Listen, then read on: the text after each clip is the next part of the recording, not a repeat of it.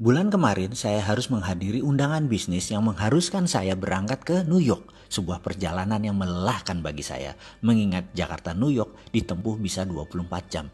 Dan saya malas membayangkan duduk dalam pesawat selama 24 jam tersebut. Gara-gara perjalanan tersebut saya jadi keinget pertemuan terakhir dengan senior saya di kampus dulu yang bekerja di New York University sebelum pindah ke Yale University di tahun 2003, yaitu Profesor John Barr, di mana saya waktu itu diundang sebagai salah satu responden salah satu riset yang dia lakukan. Sebagai seorang guru besar psikologi, di sana John dikenal dengan sebuah eksperimen yang bernama Barr-Holloway Theory. Karyanya demikian terkenal dan saya sangat bangga menjadi juniornya yang dipercaya untuk ikut di salah satu riset tersebut. Karyanya itu juga ditulis oleh Malcolm Gladwell dalam buku Blink sehingga menjadi terkenal ke seluruh dunia. Risetnya ini sederhana, yaitu menguji kekuatan kata-kata yang berefek pada tubuh manusia. Dalam riset Barr, dia bereksperimen terhadap 40 mahasiswa yang telah bersedia melakukan hal yang diperintahkannya untuk mengulang dan berkata-kata pada diri sendiri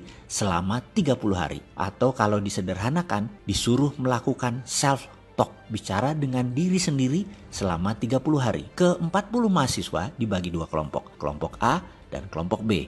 Kelompok A adalah kelompok yang selama 30 hari selalu bangun dan aktif setiap saat harus berkata pada diri sendiri hal-hal yang baik, yang positif, yang menyenangkan. Misalnya, hidup ini indah, hidup ini enak, cuaca menyenangkan, rezeki lancar, selalu sehat, Tuhan baik, pemerintah benar, kerja gampang, sehat, lucu, asik, apapun kata-katanya yang berkonotasi fun, positif, diucapkan berulang-ulang dalam hati selama 30 hari selama sadar. Kelompok B setiap hari mengatakan hal-hal yang negatif, yang sulit, yang tidak menyenangkan. Misalnya, Tuhan jahat, memang nasib susah, kerjaan sulit, zaman gila, pemerintah korup, bangsa bejat, sialan, brengsek, cari kerja susah, jalan macet, sampah di mana-mana, pemimpin tolol, malas, semua hal yang memberi kesan marah, bete, galau, semua dikatakan berulang-ulang selama 30 hari selama sadar, kecuali tidur. Di hari ke-30, mereka diperintahkan untuk datang ke kampus antara jam 10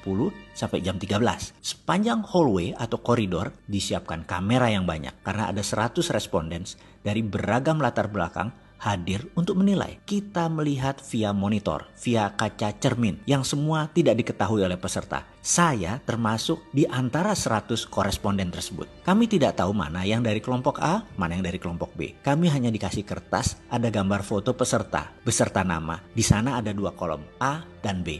Kita hanya disuruh melihat gerakan mereka dan menulis apa perasaan kita pada saat itu.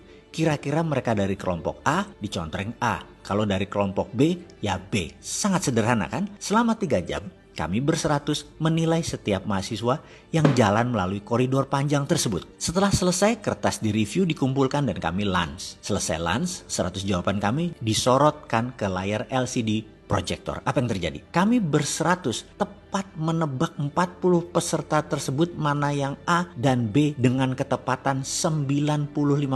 Kami semua kaget. Namun kalau dipikir-pikir, ekspresi atau aura atau citra diri mereka demikian jelas terbaca, cetok. Kekumuhan pancaran wajah peserta demikian jelas tergambar. Padahal ia pada saat itu menggunakan 3-piece suit yang rapih, jas 3 lapis, sangat perlente. Kesuraman terpancar walaupun dia pakaian rapih. Dan dia dari kelompok B. Di sisi lain, pancaran gloomy atau berkilau wajahnya berbinar dari salah seorang peserta walau dia hanya mengenakan jeans dan kaos oblong.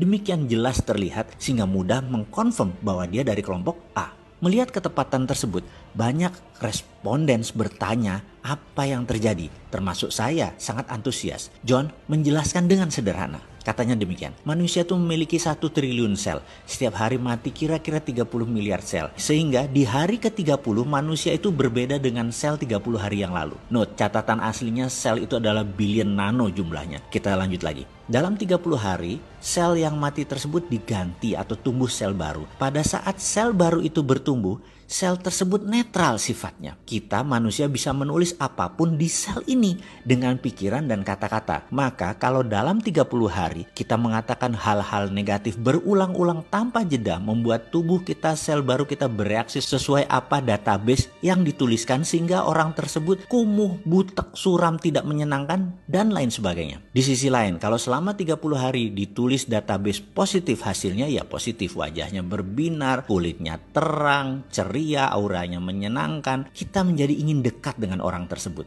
Demikian John menceritakan versi simpelnya. Lalu dalam hati saya berkata, inilah pelajaran yang saya dapat di Australia dulu, yang saya rangkum dalam video Sadar Kaya Advance. Dan inilah inti ajaran agama yang mengajarkan ini dalam agama saya, agama Islam. Berzikir, mengingat Tuhan, bahkan di bulan Ramadan. Kalau benar-benar 30 hari melakukan subconscious reprogramming seperti ini, semua orang bisa menjadi fitri, menjadi manusia baru setelahnya. Dan setiap agama punya pelajaran tentang hal ini. Bahkan di Islam lebih jelas lagi. Namun saya selaku pribadi nggak ngerti sainsnya sampai John Barth mengurai dari sisi ilmu pengetahuan seperti ini. Ya, dasar manusia seperti saya yang memang keminter, sok pinter. Apa-apa harus logika masuk dulu baru percaya. Padahal mbok percaya aja sama ajaran para nabi dan kekasih Allah. Selesai semua masalah negatif di dunia ini.